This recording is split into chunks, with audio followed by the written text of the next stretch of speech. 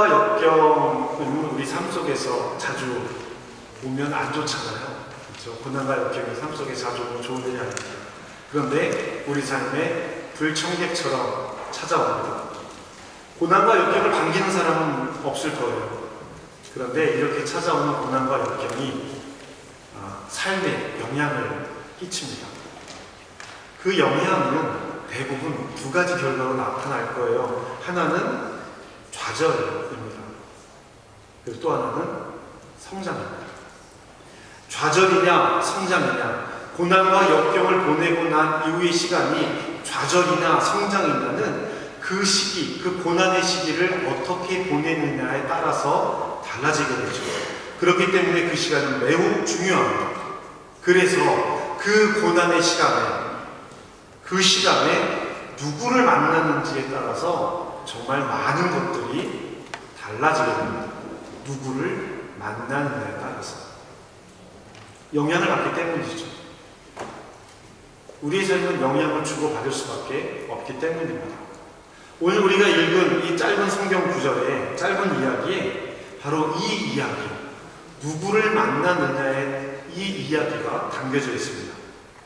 성령께서 역사하시고 성령께서 일하셔서 든든히 서갈 것 같던 예루살렘 교회, 초대교회가 큰 역경을 만나게 됩니다. 스데반 집사가 순교를 하게 돼요. 그리고 스데반 집사가 순교한 다음에 예루살렘에는 사도들만 남고 모든 사람들이 뿔뿔이 흩어지게 됩니다. 유대와 사마리아의 모든 땅으로 흩어집니다.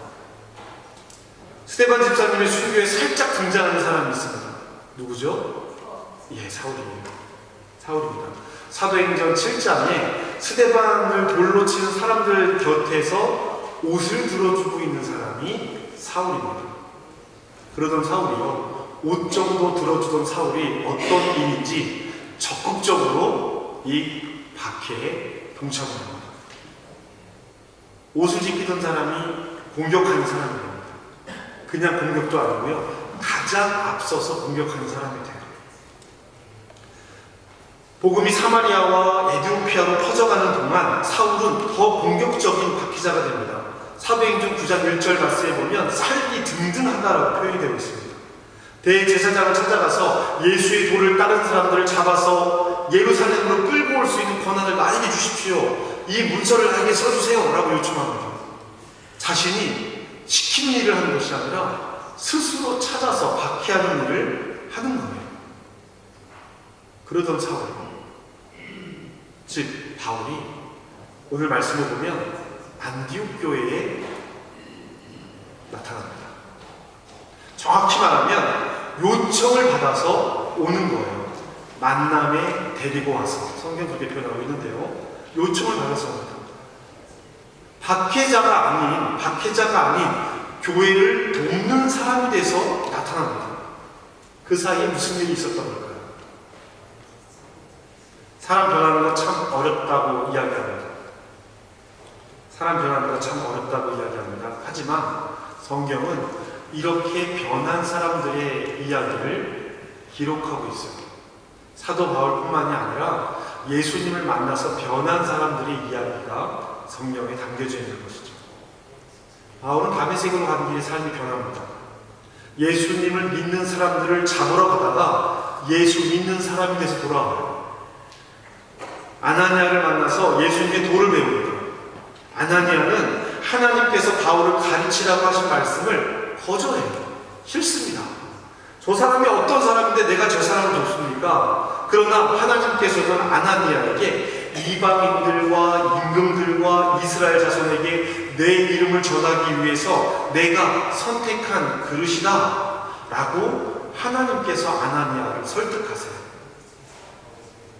변화된 바울은 그의 뛰어난 지식을 토대로 예수님의 이야기를 배우기 시작합니다. 그가 알고 있던 구약의 이야기가 예수님을 가리키고 있는 것이라는 것을 알았습니다. 예수께서 하나님의 아들입니다 라는 바울의 고백, 이 고백이 유대인들을 당혹스럽게 만들었어요. 왜요? 바울은 박해자였거든요. 하나님의 방법은 우리의 방법과 많이 다른 경우가 있습니다. 놀라운 일은 우리가 생각하지 못한 방법으로 다가올 때가 있습니다. 우리가 생각하지 못한 방법, 내 방법이 아닌 다른 방법으로 하나님의 일이 일어날 때 우리는 어떻게 하나요? 어떻게 하셨습니까?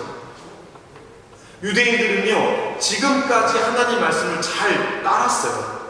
이방인들에게 복음을 전하는 일도 결국에는 순종했습니다. 처음에 거절했죠. 그런데 이야기를 듣고 순종했어요. 그런데 이 바울의 문제는 달랐습니다. 왜 바울의 문제가 달랐을까? 바울은 공포 그 자체였어요. 두려움의 대상이었습니다. 그래서 바울을 믿지 못합니다. 유대인들은 자신을 박해하던 이 바울을 죽이려고 하였습니다. 바로 그때 바나바가 사도들 앞에 나서서 바울을 변론합니다. 여러분, 이 일은 참 쉬운 일이 아니에요. 이것이 단순히 변론의 실패로 끝나서 나는 이렇게 바울을 위해서 이야기했지만 이 이야기는 실패로 돌아갔어, 이 정도의 이야기가 아니랍니다. 혹시라도 잘못된다면 본인도 다른 사람들에게, 지금까지 잘 지냈던 이 사도들과 교회 사람들에게 따돌림을 당할 처지가 되는 거예요. 그럼에도 나서서 바울을 변론합니다. 어떻게 주를 보았는지, 주께서 그에게 무엇을 말씀하셨는지 다메섹의 일을 다 이야기하고 해요. 바나바가 이 이야기를, 바울의 이야기를 직접 잘 들었든지 아니면 다른 사람의 이야기를 들었든지 성경에 기록되어 있지 않지만 바나바는 바울의 이야기를 잘 듣고 기억하고 있습니다. 다메섹의 일도 다 이야기합니다. 바울은 그렇게 예수님의 말씀을 전하는 사람이 되고 유대인들, 헬라파 유대인들이 그런 바울을 미워해서 결국에는 죽이려고 합니다. 그래서 바울은 그 자리를 피해서 다소로 갑니다. 다소는 바울의 고향이에요. 바울은 그렇게 교회의 이야기에서 사라집니다. 그러던 바울이 10여 년이 지나서 다시 등장합니다. 예루살렘이 아닌 안디옥에 등장을 해요. 다소에 있던 바울을 바나바가 안디옥으로 불러옵니다. 바나바가 아니었으면 바울의 등장은 없었거나 아니면 늦어졌을 거예요. 예루살렘 교회는 사람을 잘 키웠습니다. 바나바라는 인물을 통해서 예루살렘 교회가 한 일을 볼 수 있는 거예요. 예루살렘 교회는 변했습니다. 교회가 변하며 성도들이 함께 성숙했습니다. 배척했던 바울, 믿지 못했던 바울이 이제 함께 일을 시작합니다. 긴 시간이 지났어요. 10년이 지났단 말이에요. 이 기간 동안 이들은 머물러 있지 않았습니다. 무엇을 했을까요? 배우고 훈련하고 가르치고 가르침을 받았습니다. 그 결과 성장하게 되고요.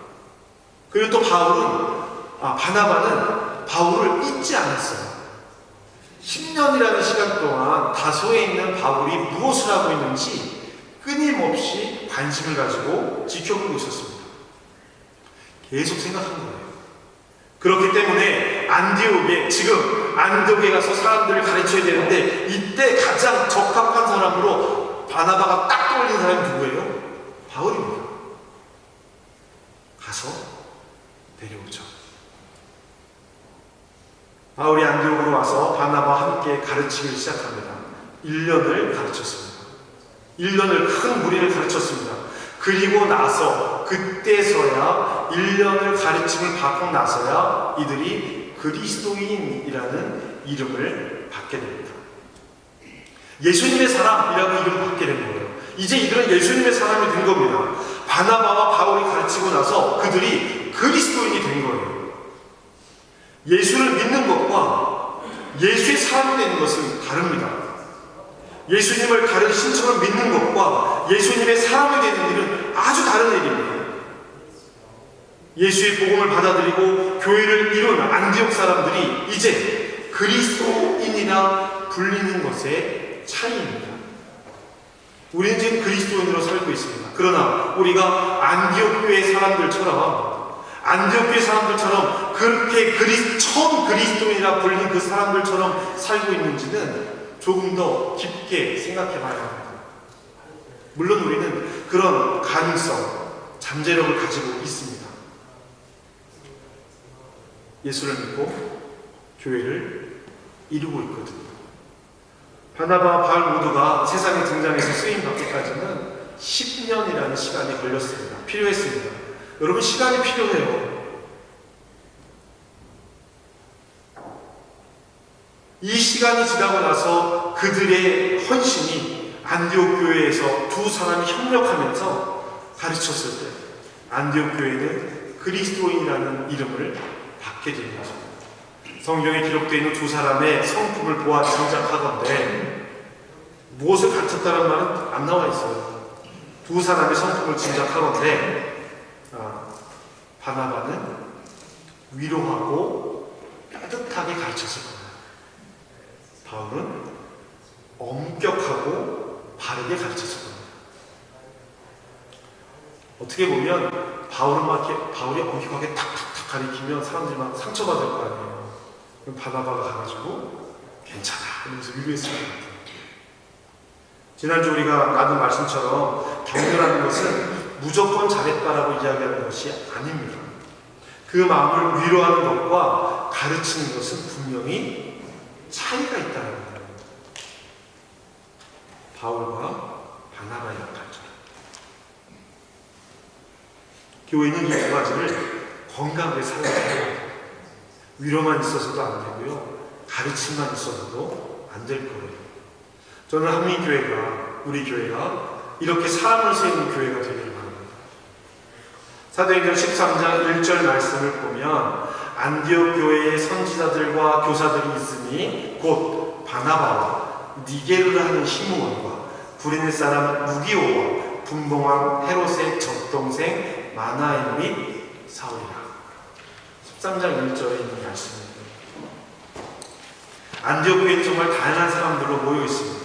출신과 온 동네 출신도 다르고요. 신분도 달라요. 유대인들이 있어요. 이방인들이 있어요. 왕족도 있어요. 여기 마나엔은요, 헤롯이랑 젖을 나누어 먹었대요. 이러니까 굉장히 가까운 가족이거나 친척 혹은 동생쯤 되는 사람이에요. 그러니까 유모를 같이 쓰죠. 여기 니게르라는 사람이 있습니다. 니게르라 하는 시므온. 이 니게르라는 말은 뭐예요? 흑인이라는 뜻입니다. 그러니까 이 시므온은 흑인이에요. 예루살렘 교회 지도자 바나바, 훈련받은 바나바가 와 있고요. 또 다소에서 바울도 와 있습니다. 바나바와 사울, 즉 바울뿐만 아니라 다른 사람들이 바나바와 바울이 다른 사람들을 지도자로 세웠다는 이야기입니다. 사람을 세우는 것입니다. 사람은 다른 사람 때문에 힘들어하는 일이 많아요. 사람마다 생각하는 방식이 다르고 말하는 방식이 다르기 때문입니다. 때로는 틀려요. 맞고 틀리면 문제가 생길 수도 있습니다. 이런 상태라면 불협화음이 나죠. 그럼 또 어떤 일이 생기냐면요, 그 불협화음을 보고 불편해하는 사람이 또 나타나요. 안타까운 일입니다. 그런데 안디옥 교회는요, 우리에게 교회의 모범을 이렇게 보여줍니다. 교회는 서로 달라서 더 위대한 팀워크를 만듭니다. 안디옥 교회는요, 저렇게 달라서 하나가 될 수 없다가 아니라, 야, 저렇게 다른데도 하나가 되어서 주님의 일을 하는구나 라는 것을 전적으로 보여주는 것이 안디옥 교회예요. 초대교회 중에서 안디옥 교회, 처음 그리스도인이라 부름을 받은 사람들이 신앙하는 모습이 바로 이와 같았다는 것입니다. 우리 교회는 정말 다양한 신앙의 배경들을 가지고 있습니다. 한민교회에서 신앙을 시작하신 분도 계시고요. 독일에서 예수를 처음 믿은 분도 계시고요. 한국에서 오래전에 신앙생활 하시다가 이곳에 오셔서 예수를 믿고 신앙생활 하신 분도 있습니다. 독일의 다른 지역에서 신앙생활 하시던 분들도 계시고요.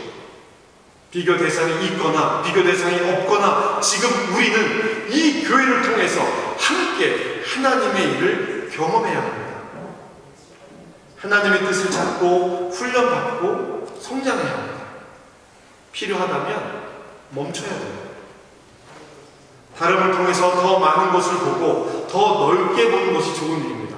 나와 달라서 불편한 것이 아니라 나와 다르기 때문에 더 많이 볼 수 있는 거예요. 나는 어떤 사람인가? 나는 그리스도인인가? 우리는 어떤 교회인가? 이 질문은 한 번 하고 끝나는 질문이 아닙니다. 이 질문은 우리가 끊임없이 해야 하는 질문입니다. 완전은 없기 때문이에요. 그렇기 때문에 완전에 이르기 위해서 끊임없이 질문하고 끊임없이 기도해야 합니다. 나는 어떤 사람인가? 우리는 어떤 교회인가? 이 질문에 대한 답은 우리의 말, 우리의 평소의 언어 습관, 우리의 삶을 통해서 알 수 있는 거예요. 우리 교회가 무슨 이야기를 많이 하는 교회인지, 우리가 만나면 무슨 이야기를 하는지, 교회에서 만나서 하는 이야기뿐만이 아니라 성도가 교회 밖에서 만나서 교제할 때 무슨 이야기를 하는지, 그들의 삶은 어떤지, 이 삶을 통해서 나는 어떤 사람인가, 우리는 어떤 교회인가, 이 질문에 대한 답들이 나오는 거예요. 잘 준비된 식탁 위에 우리는 어떤 음식을 놓아서 예수님을 대접할까? 나의 것을 꺼내서 주님 앞에 드러낼 때 무엇을 드러낼 수 있을까? 우리가 살아가는 모든 삶의 끝, 그 결과는요, 그 도착 지점에는요, 주님과 함께 머물러 있으라 라고 지난주에 나누었던 이 말씀이 있어야 합니다. 나의 삶의 모든 결과는 내 삶에 하나님께서 함께하고 계시는가 라는 질문에 대한 답이 되어야 돼요. 우리의 삶입니다. 우리는 그리스도인으로 살아가는 것이 삶의 목표여야 합니다. 교회가 그 일을 시작하고 그 사람을 품어내야 합니다. 교회는 이것을 위해서 노력해야 합니다. 성장해야 합니다. 교회가 남길 가장 귀중한 것, 사랑입니다. 복음의 사랑입니다. 우리가 복음을 전하는 것도 예수를 믿으세요, 예수와 함께 신앙생활 살아갑시다라는 것도 예수를 믿는 사람을 남기기 위해서예요. 그러므로 교회가 해야 하는 가장 큰 일은 사람을 세우는 일입니다. 그리스도인으로 세워가는 거예요. 완벽하기 때문에 세우는 것이 아닙니다. 세워져 가는 것입니다. 저는 우리 교회가 자녀들을 믿음의 사람으로 세우고 우리가 그리스도인으로 서가는데 서로 돕는 이들이 되기를 기대합니다. 요즘도 이렇게 목회의 지난 시간들을 돌아보면요, 제가 많이 서툴고 부족했을 때 그때 저를 만났던 사람들에게 내가 어떤 기억을 남기고 있을까라고 하는 두려움의 질문들을 하게 됩니다. 꼭 그때 나 때문에 상처를 받은 것은 아니다. 내가 주장하고 내가 고집했던 일 때문에 누군가가 아픔을 받았던 것은 아니다. 저는 청년들에게 주님 안에서 살아가는 삶의 기쁨을 누리고 복된 삶의 의미가 잘 먹고 잘 사는 것에 있는 것이 아니라 존재의 가치가 커져가는 것임을 보여주는 것, 우리 교회가 청년들에게 그 삶을 보여주기를 기대합니다. 중년의 삶이, 노년의 삶이 열매를 맺힐 때 우리의 열매는 사람이 됩니다. 믿음의 후손들에게 사람을 남겨야 합니다. 사랑하는 성도 여러분, 우리가 함께 이 삶을 살아가야 합니다. 사람을 세우는 교회, 주님과 머물러 있는 교회, 언제 어디서나 그리스도인이 되기를 소망하는 교회, 나에게 가장 큰 기쁨은 주님과 머물러 있는 것입니다 라고 고백하는 교회, 우리 교회가, 우리 한민교회가 그런 교회가 되기를 주님의 이름으로 축복합니다. 우리들이 먼저 그런 사람들이 되어야죠. 올 한 해 우리가 이러한 모습으로 성장해 갈 수 있도록, 성숙해 갈 수 있도록 더 훈련하고 더 예배하고 더 노력하는 저와 여러분 되시기를 주님의 이름으로 축복합니다.